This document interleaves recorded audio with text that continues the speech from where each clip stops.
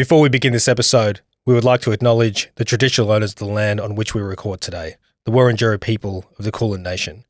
We pay our respects to elders past and present and emerging. This always was and will always be Aboriginal land.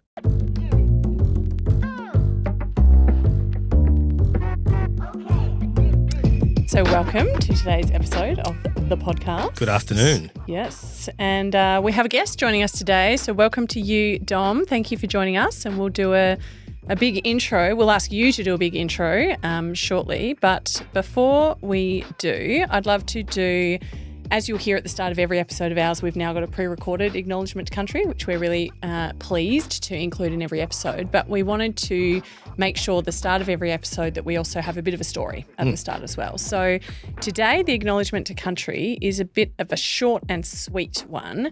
I've just started work with a new client down in Tassie, and I've spent a bit of time with their head of kind of people and safety and culture, and have discovered in our first few minutes that he's a very proud Indigenous man down in Tassie. And we got straight into an hour's conversation finding about his history and his story and what it's like and, you know, the messages and what he wants the world to know. And I said to him, do you know what, one of the hardest things I find is that I don't have people I can go and talk to about their experience that are, you know, Indigenous folks and First Nations folks, and I want to go for a walk and I want them to, you know, show me their world. And he said, bring the kids, let's go for a walk on country.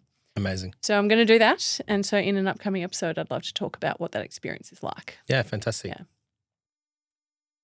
So let's get into today's episode. Let's go. This one is going to be around what it really takes to have a vision and have an idea of what you want in terms of culture, performance, high performance in an elite sport context, in an elite sport organisation, and what it actually takes, because people can underestimate the effort and the time and the investment that it might take to do the work that you want to do within your culture and with your people, and it can take time and it can take effort. So Dom, we are very happy to have you here today. So Dom Baker is our guest today, CEO of Cricket Tasmania. Our first ever virtual guest. Dom. Yes. Yeah. I'm breaking new ground. Exactly. This is true. Yeah. And you've got a whole bunch of famous Tasmanian up-and-coming young cricketers in your background. Tell us quickly about maybe those. Not famous yet, but I think we're very hopeful they will be famous. The great thing about sport is you're actually running a little factory, aren't you? A little factory where athletes come in one end and hopefully you turn them into international superstars at the other end. So, it's great. A great celebration. The one wonderful thing about sport is you can actually boast about your success, because it's that aspiration that helps drive future success. So, I've deliberately perched myself in this room with a few of our superstars, potential superstars sitting behind me. And we've deliberately perched ourselves in Hobart Hurricanes purple, Dom. Yes, I love that. The purple, what a great moment it was for us to win that trophy last year. But first time in 14 years that trophy has come to Tasmania. Always love being involved in firsts as well. So it's especially gratifying for me, because I really focused in on it, particularly the last 3 years. I didn't want Tasmania to be the last state to win this trophy. Yeah. I didn't want the Hurricanes to be the last to win it. So after 3 years of really hard work, we got the chocolates, and we've probably got a couple more in the bag yet. Dom, what was it like to win a BBL? What does it feel like? Because I've done a bit of work with the men's program and the women's program down in Tassie, and with a couple of other clubs as well. And they often talk about this singular goal. We want to win this shield. We want to win this silverware. There is such a clear end point. What does it feel like when you actually get there? Relief. Which is strange, isn't it? To think that we would think the emotions would be different than that, but you put so much work and effort into these things. There's a lot of people relying on the result. I actually just felt relieved that we'd got it. Obviously, I was happy. I was really happy for the players, and even more happy for the fans who had been long suffering. But personally, I felt relieved. Right, we've done it. It's the monkeys off our back. It's another thing we can put to bed in as far as another trophy in the cabinet. So it probably has been almost set the animal free a little bit too, because I think once you've got that off your back, that fact that you haven't won it, I think we're approaching this season with a lot more freedom, knowing, okay, we can do this. We haven't got that, that kind of tag as the non-winner over our head anymore. So, but funnily enough, you would think, I was so focused on it. I put a lot of my own time and effort into it that you would have other emotions other than relief, but it was pure relief. Yeah. Did you two see that golfer who did that amazing press conference not too long ago, and he talks about, I can't remember who it is, but he's won a gazillion things, and he talks really frankly and with vulnerability around, well, you win it and then you're like, well, what now? Kind of what's the point? And he's capturing that idea of the arrival fallacy where you finally get there and it's like, oh. Yeah, it's often talked about in kind of lots of sport and, teams that have, waited so long to get to that end point and, see that success. But I think, Dom, to your point, there's also a lot of relief because there's this just release of nervousness and expectation and then how do you get up for the next season? How do you kind of, recreate that motivation to go again and to go again and to go again, which creates dynasties and creates, this long-term success, which no doubt, Dom, I'm sure you and the rest of the organisation are very focused on. Yeah, I had a shocking habit of waking up the next day and start planning the next season. Yeah. because there is a void. There's a void that happens once the trophy's in the cabinet and you go, oh, okay. So I like to get onto the apprenticeship defence the very next day. We've dived straight in, and Mel, I know you have done a lot of work with the organisation, and with Dom specifically. Dom, I'd love for you to just say hello to the audience and kind of introduce, your role, how long you've been at the organisation, some of your background. But I know one of the kind of important things that you have both done, and then Dom, you have done is kind of really honed in on, I guess, what you stand for, your values, and those three that are very, very specific that kind of you orientate your leadership around. And I'd love for you to kind of share that with the audience and kind of why they're important to you and why you've kind of orientated to those words. And then, give us a bit of background and tell us about your stint at Cricket Tas. Yeah, I'd love to. So Dominic Baker, born in Tasmania, spent a bit of time out of Tasmania, like a lot of Tasmanians do. Had a kind of an eclectic career spanning probably 30 years in senior exec roles across hospitality, tourism, FMCG, fast-moving consumer goods, and finally found myself in sport. And have loved the last 6 seasons here with Cricket Tasmania, a great organisation for a long time, Tasmania's only professional sport, and a real honour to take over a cricket organisation with such great history. What makes me tick and what would people kind of see out of this organisation that would be connected to the things that are important to me? Mel's right. We did do a little session recently with some developing leaders in our organisation, and Mel put me on the spot around, will tell us what the 3 things are, Dom, that are that you cherish as the values that you bring into your leadership. Mel's pretty good at putting people on the spot. I can I think he picks the subjects though. I think he probably thought, okay, right, he can manage this. Yeah. So I came up with belonging. Belonging firstly because just as a bit of a family background for me. I'm the oldest of 6 kids. I'm used to being part of a very big family. My father was the second oldest of 11. So feeling and belonging to something bigger than myself personally has been a lot of my life. And coming to cricket, sport is such a great conduit for people to feel and grow and be a part of something that's bigger than themselves. So I really think the belonging piece of sport, even right down to the community level, being a member of your local cricket club, gives people a sense of belonging, and it's very, very important to me. Passion, I don't think I've seen passion to the levels that I see now in Tasmanian cricket from the other roles in which I've worked. The one big difference in sport is when you walk into a sporting organisation as an employee, the passion that those employees have for what they do is unbelievable. And in fact, they could probably be in other jobs earning more money, but they are in these jobs doing these things and earning what they're earning because they have a true love for the game and for the sport. And I tend not to do anything that I'm not passionate about. So if it's not driving me, if I'm not feeling it, I'm generally not good at it, to be fair. So the last one is probably a little bit different, but I think it's essential for CEOs no matter what industry or sector you're working in, and that's risk.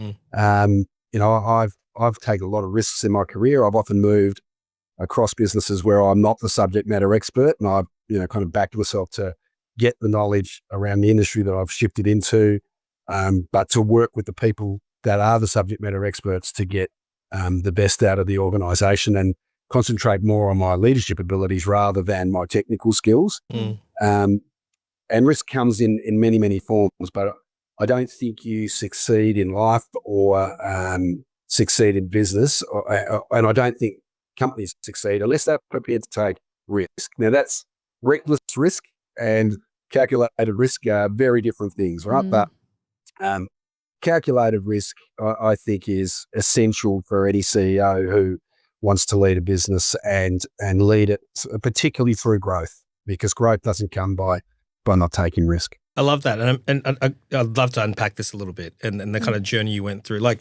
did these three, words, phrases, did they come really naturally? And were you drawn to them immediately when put on the spot? Or, and has this been something that you've held with you over the many roles and the years that you've worked in other organizations? Or was it something you had to kind of sit back and go, actually, what do I want to stand for? And what are the things that are important to me? And as you talk about this, I think the word risk for a CEO to stand up and say, I'm going to stand for risk, I'd love to know the reaction to that, especially with kind of board members. Board members tend to get a bit nervous about it. I bet. But they don't have to run the day-to-day business. I think, to be fair, these three things are very much part of my character. And one of the things I've really worked on around my leadership over several years is authenticity. So I think what I had seen, and early in my career when I was in leadership roles, I tried to mimic or copy or almost try to make things up on the go. And I found I got great feedback very early in my career that people just wanted me to be me. And so then you try to work out, well, what are the characteristics that I think are the strengths that I bring to an organisation or to a leadership environment, and then work hard on making them super skills whilst not letting them get in. You don't want risk to get into a place where it's actually causing damage, right? So, but really hone in on them as the things that you can bring to an organisation that can drive it forward. I think if you grabbed a handful of Cricket Tasmania employees, they would not be shocked at all that those three words are words I've used to as key pillars of my leadership values. Mel, I'd love to just hear from you. Kind of being part of that process. Yeah, the reaction of Dom's team and the broader Cricket Tas team as those words are spoken about and as those values are kind of communicated. Because to your point, I think I found something very similar in that once I was able to connect with the idea of being authentic and leaning in, and that can be really hard. There are times when you kind of want to pull back and actually not show everything because you feel like it's kind of the right thing to do as the leader. You kind of got to, put up a bit of a wall. And then there's me going. Yeah, and then there's Mel in the corner going, Come on. Yeah. I'd love to just hear from you as you kind of saw that happening, and the reaction from the team, and how if there was any sort of change or kind of behavioural shifts that you saw. So, Dom, I was looking through my photo reel the other day when we were doing the final session, the offsite for the leadership program with your up-and-comers, and I was trying to find the first time that I worked with you and your executive team, and it was May 2021 at the casino down in Tassie. We did that big session on thinking preferences, starting to do a bit of strategy work, starting to do a bit of ways of working work.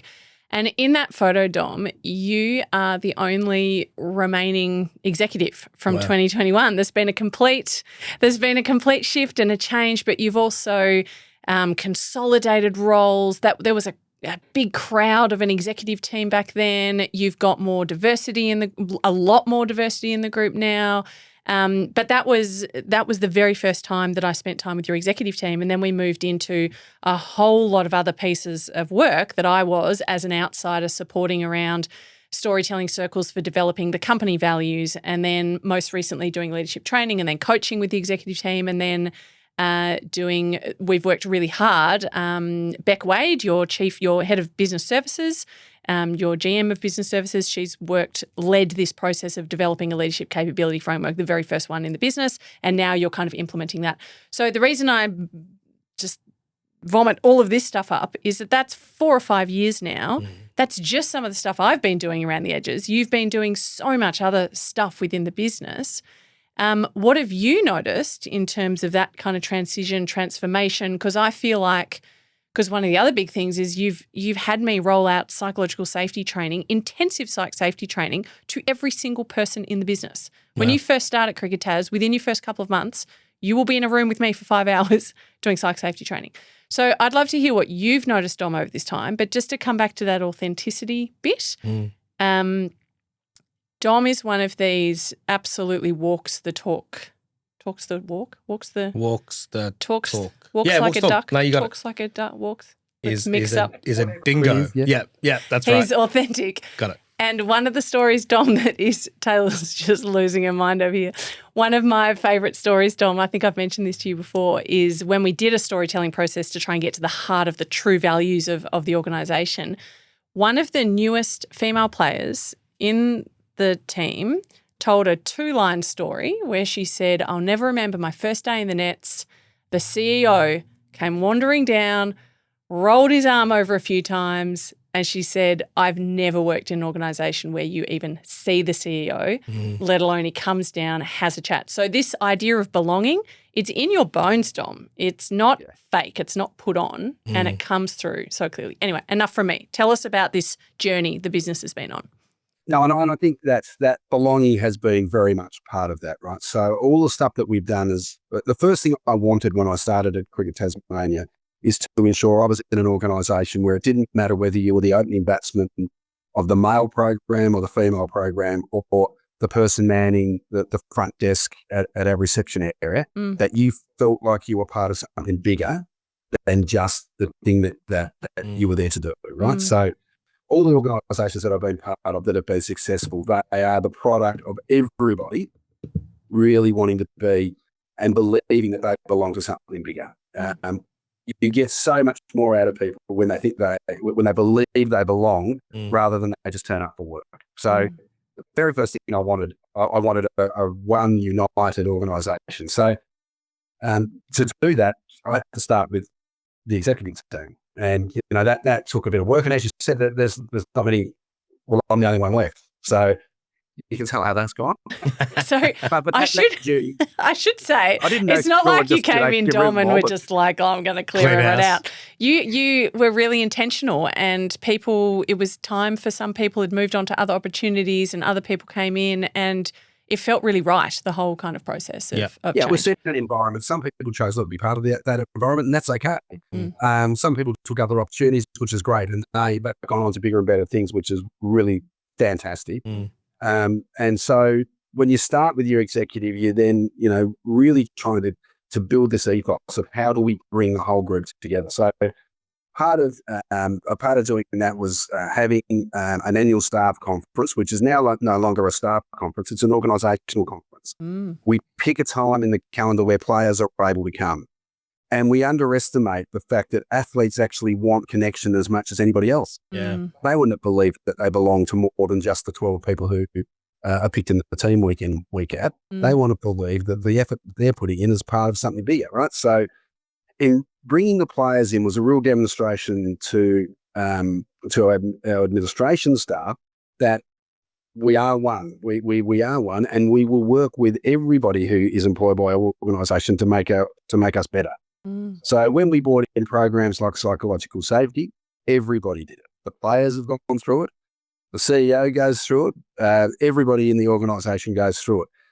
What we've seen once we've been able to unlock that area of our business, we've been able to unlock a lot more value from the people that work for us, because they feel like they can contribute.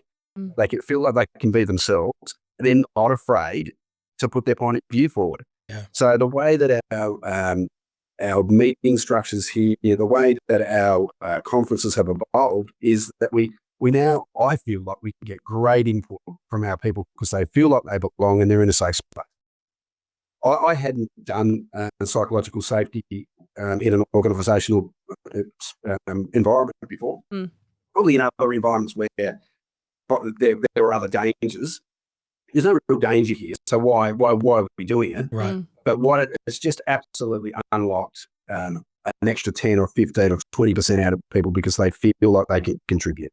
Tom, one of the things we talk a lot about on this podcast is measuring this sort of work. I'd love to know from you, how do you look at measuring the success of some of that investment? It can often be, from a gut perspective, the absolute right thing to do. It's almost like when you see it and you start entering that world, you go, of course we should be doing this. I think in a sporting environment, there's something very tangible, right? There are trophies, there are things to win, and so there is something to hang to. But are there other kind of ways that you measure the progress and have measured the progress of the organisation? Is it, the types of meetings or the conversations? How else are you kind of pointing to whether or not this is working, even before any sort of that tangible success? Well, I would say the quality of people coming into our organisation has lifted dramatically. I mean, the word has got around cricket circles that things are being managed differently down here. And all of a sudden you've got people putting their hands up to say, I actually wouldn't mind being part of that. So we are seeing a high quality of person putting their hand up to join Cricket Tasmania, which is excellent. Right? And so when I look around at the quality of people in our organisation now, not disrespecting those that were here in the past, but we are a level above where we were. So get great brains, get great results. I love that. Simple. I think the turnover is always a good measurement as well. So we don't have a lot now of turnover by choice. We've got people who are really enjoying their roles here. They're challenged. They feel as if very much like that they are valued.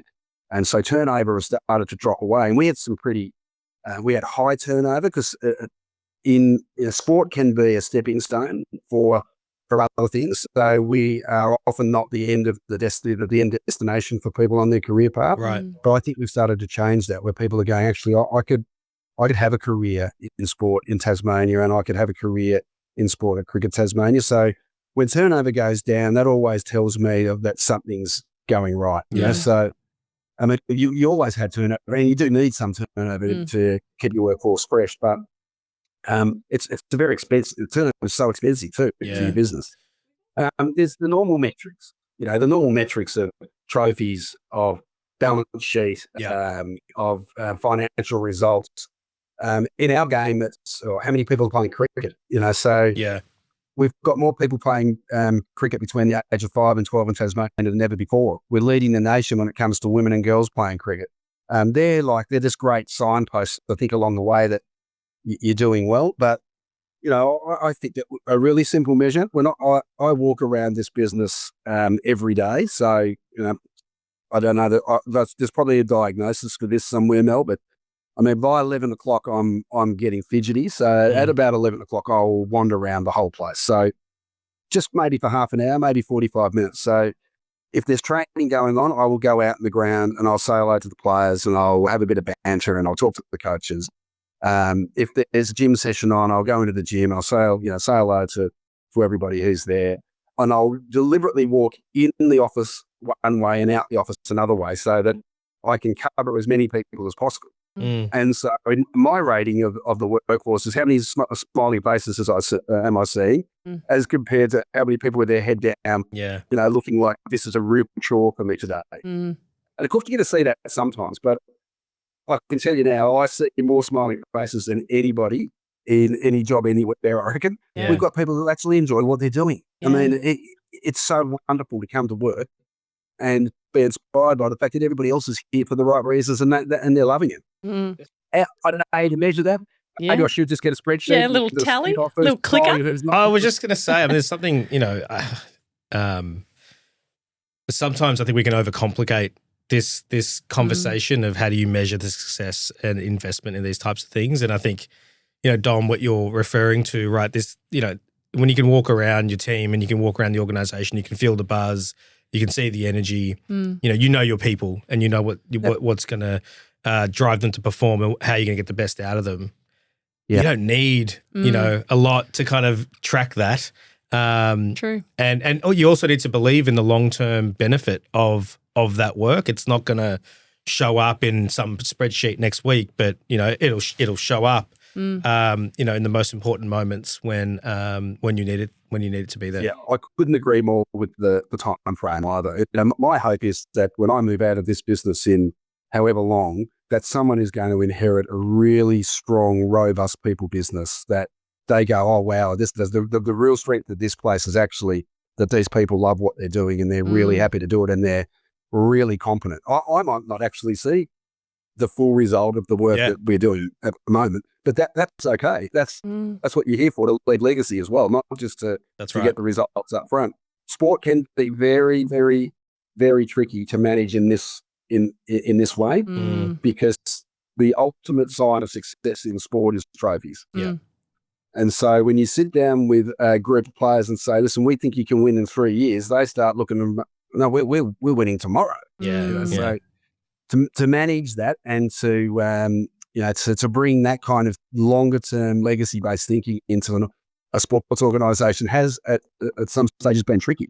So on that, Dom, you have done something pretty different, and I'm going to ask you about the current contract with your head coach of the male program in a sec, because you have done something a bit different with Jeff Vaughan.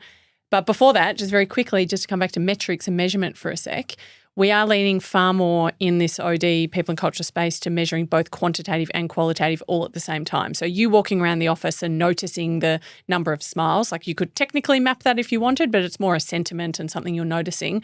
That's definitely something we want to start to track, and more we are trying to capture those as qualitative comments, etc. But the organisation has been, the last 3 years, has been using Culture Amp to assess psych safety, just using Amy Edmondson's really simple 5 or 7 item audit questions as part of the engagement wellbeing survey that the business does. And the first year that we did it, which was a really high touch one, so I was in the background supporting the business to implement this, I think you were sitting around the 65%, Dom, and now this is the second year in a row, it's consistently in the 90s. Wow. So that's a small piece of data, and it's survey data, sure, there's limitations to it, but that's often the first place you go to just to check, and then if it is going up or down, that's when you dig in further. But Dom, I don't know if you want to mention anything about that, and then would love you to roll into talking about the contract with your head coach for the men's program. Yeah, I think that's certainly an indicator when you go through our engagement survey stuff. We also do our engagement survey at our busiest time in the year, because I don't see any point in doing it at the time of the year where everybody's rested and relaxed. Feeling pretty good, yeah. We actually do it I want to know how our organisation is functioning when it's absolutely peaking. Yeah. So that gives me a really good idea of how to support the business through its peaks. I know how to support it at its troughs. That's much easier to do. And a lot of people in Australian cricket have said to me, you're completely mad. You would have engagement scores of 90 plus if you did this in May rather than did it in November or in December. But that, to me, the engagement score is something that should help you improve your business. It's not a score to be marked against. Yeah, that's right. It's an indicator to help you improve, right? So do it at a time of the year when you know the business is under its most strain, and you will find out things you would not find out otherwise. It's a great nugget. It's a great nugget. Isn't it? And that shows the level of psychological safety you're creating, Dom, and in the whole business, because when you don't have high psych safety, that is exactly when leaders do start manipulating the system to do things like that. Let's actually just assess this team when, they've just had a win. Yeah. As opposed to, no, I want to see the absolute truth of it because we're really trying to do something good here, not just make it look good. So that, even being able to do that, Dom, that's a huge testament to your style as a leader, but also the psychological safety around you and what you've built and what's in the business. Yeah, and look, with Vaughanie, Jeff was in our system for before I got to Cricket Tasmania. He was a very accomplished coach. He was our batting coach of our male program. I observed him in his environment from the outside quite a bit and saw the qualities in him that I thought this organisation needed to lead its male program. Jeff actually went and coached in the Australian system for a couple of years. So he had a couple of years as the Australian batting and fielding coach to Justin Langer. It was great development for Jeff. We went through then a process to appoint a new coach. And it was probably fair to say I was looking for something different in the coach than what we had had in the past. More organisationally, not technically. It was more organisational fit, where we were taking the organisation more broadly. Because at the end of the day, your coaches are a very, very, very visible sign of what your organisation is to cricket fans. Yeah. So we went through a process. We actually interviewed 3 international coaches with great international experience. And then we had the final Ashes test here in Tasmania during COVID. Jeff was back home for that period. I asked him, could I catch up with him for a beer and have a chat? So I had 3 pretty good candidates sitting in the wings. And I said to him, "Mate, would you be interested in coming back home?" Because I think this program actually needs you as the head coach, and this is why. And we talked about that. And I said, one of the things I'm willing to do as well, Jeff, is I'm willing to give you a 5-year contract. Now, in sport, in coaching, 3, maybe 2 plus 1 would be the average and probably seen as the industry standard. But I recognised really early that I needed somebody who I could invest in and the organisation could invest in, and who could have the freedom and the security of doing the right things, not the easy things.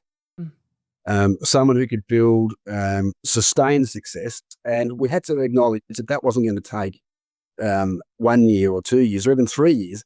It was most likely going to take more. And as we've seen, the Hurricane, Jeff's been in the Hurricanes job for 4 years, wins a trophy. We're very, very well placed in both our male and female programs to win domestic trophies this year.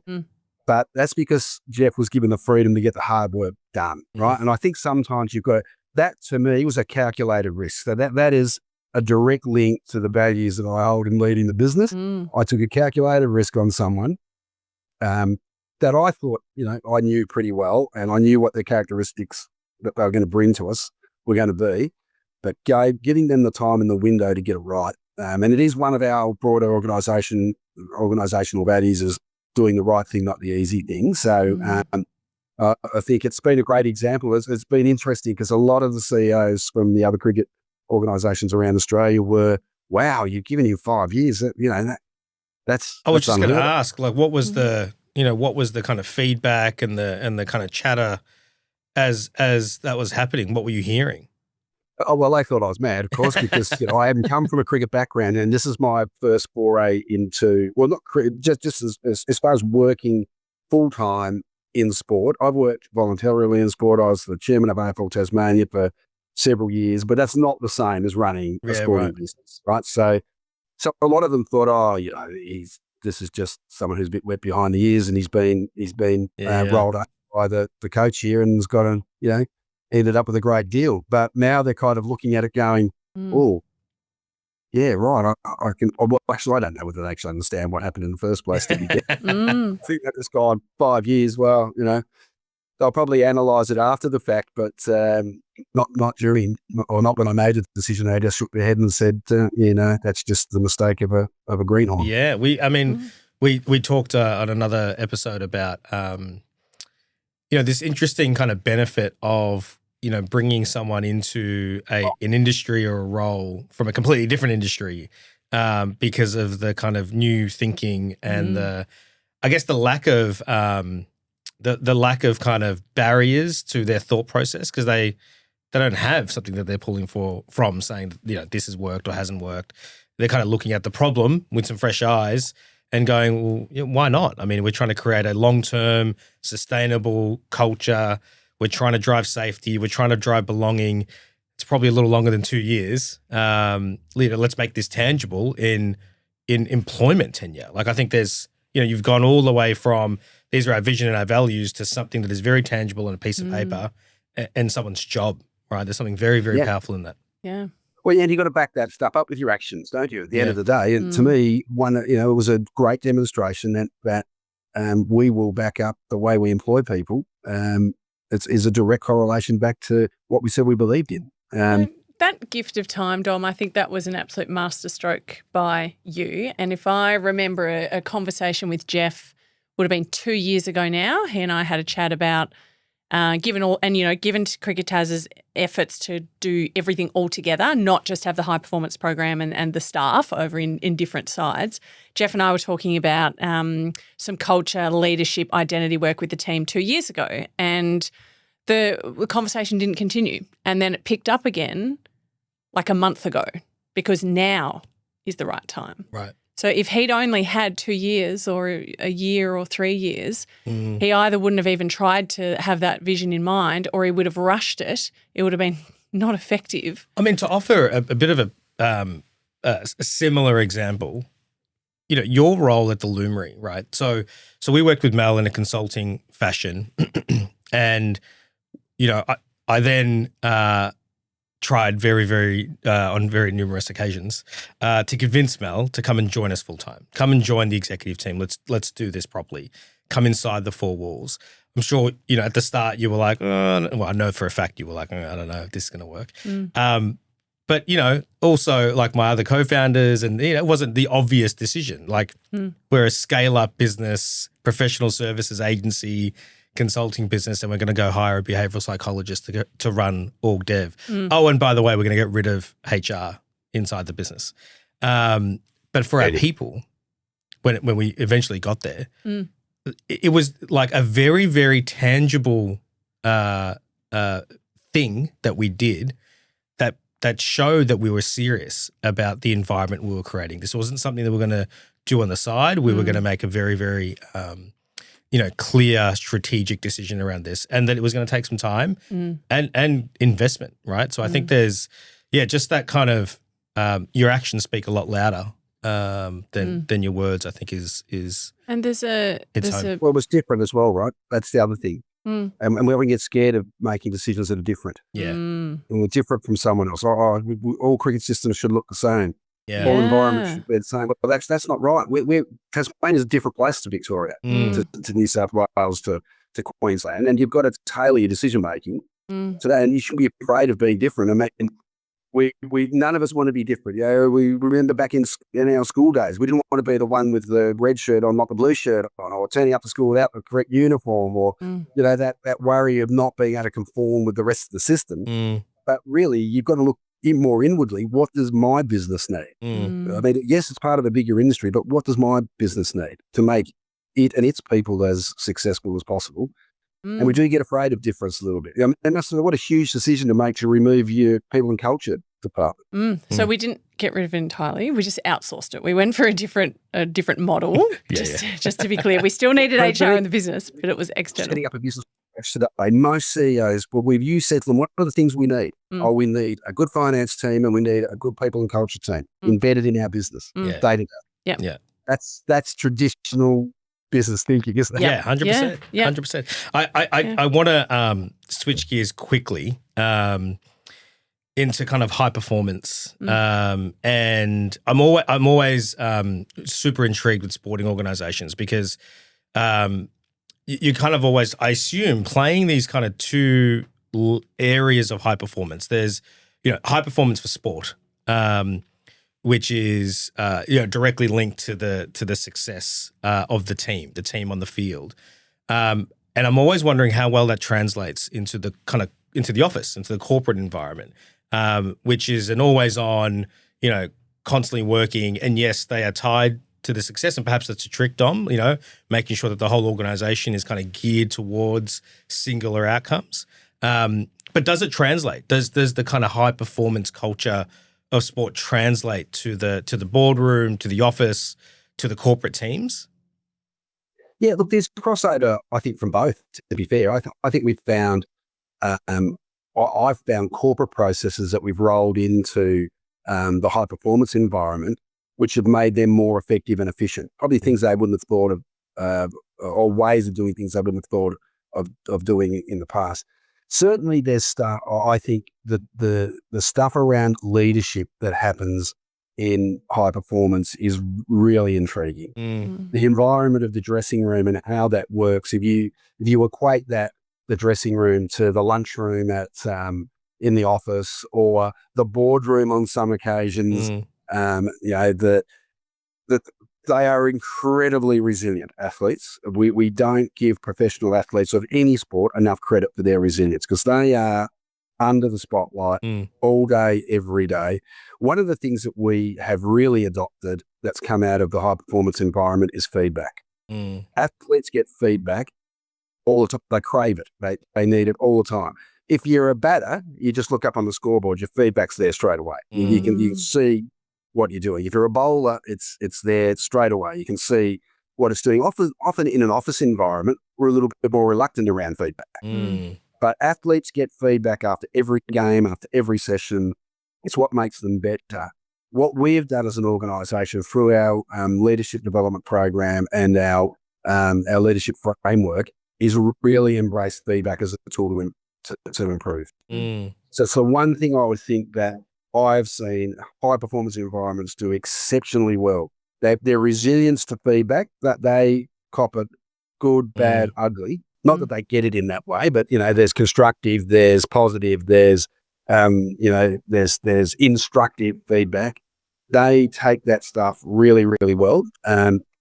And so as a whole organisation, our leadership framework, we've just completed our second annual review.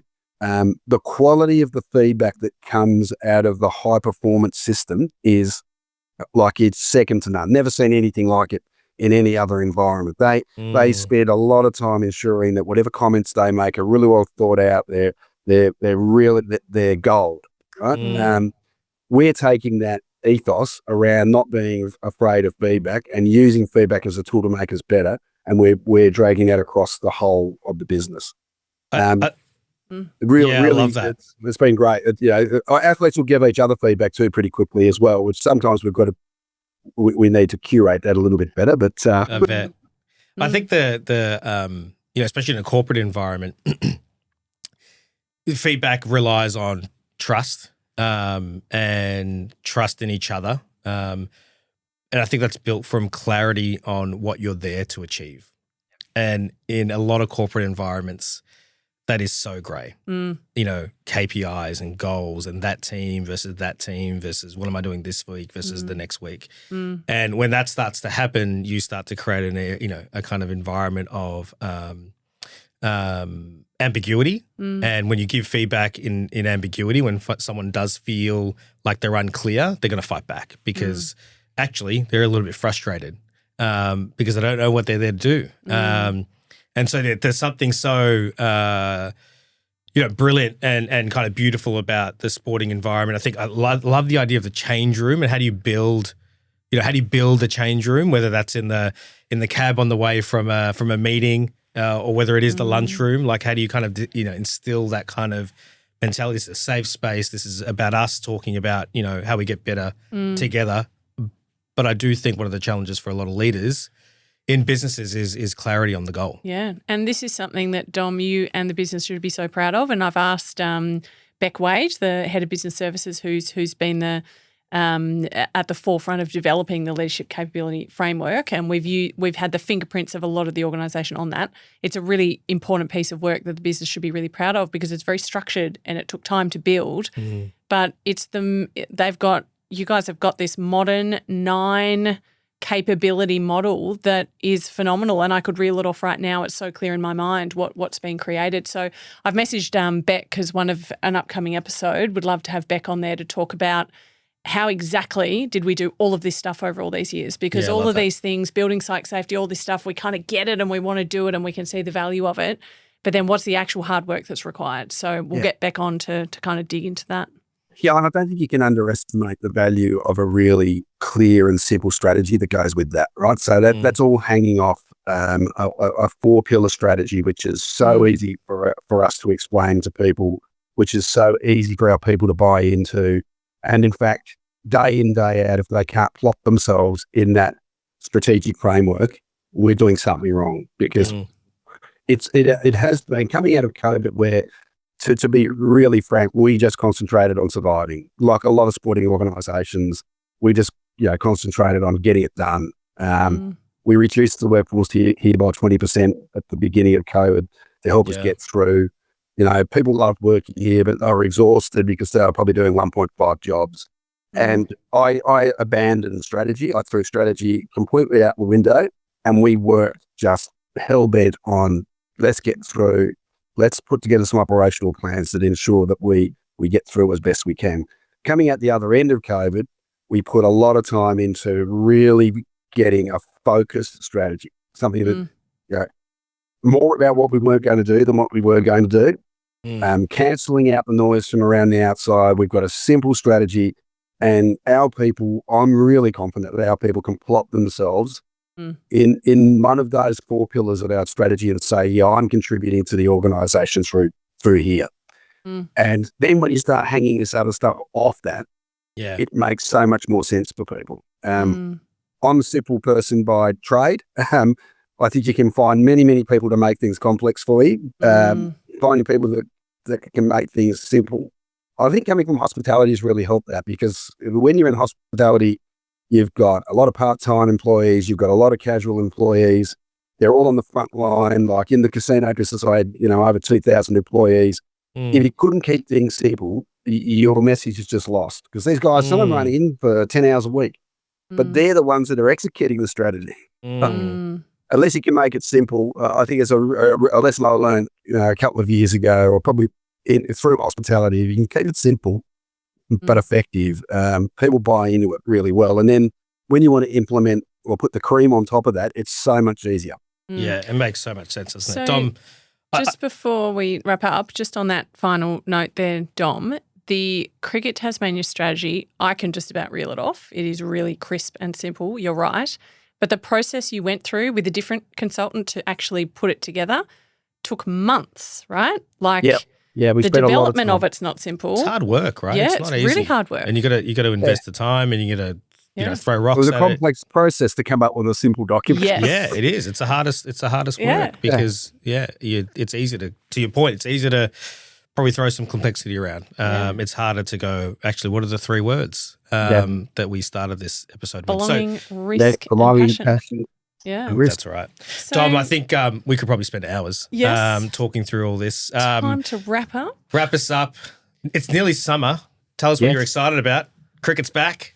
Yeah, it's back, and I get especially excited when all our players get back, because a lot of our players will go away for the winter and play in England, or they get 6 weeks leave, and then all of a sudden they start filtering back in. So it is a little bit depressing here when there's no players around, because you can lose sight of what you're here for. But all the players are filing back in now, mate. We play our first game in a fortnight, our first game, Manga. So can't wait for the season to start. Spend a summer wandering around cricket grounds all around Australia and Tasmania, and watching people enjoy our great game. Love it. Love it. Thanks so much, Dom. Really appreciate it. Thank you, Dom. And thank you, Raj. Thanks, I know Mel. you could talk for 15 hours about a sport-related podcast. Thank you to our audience and listeners.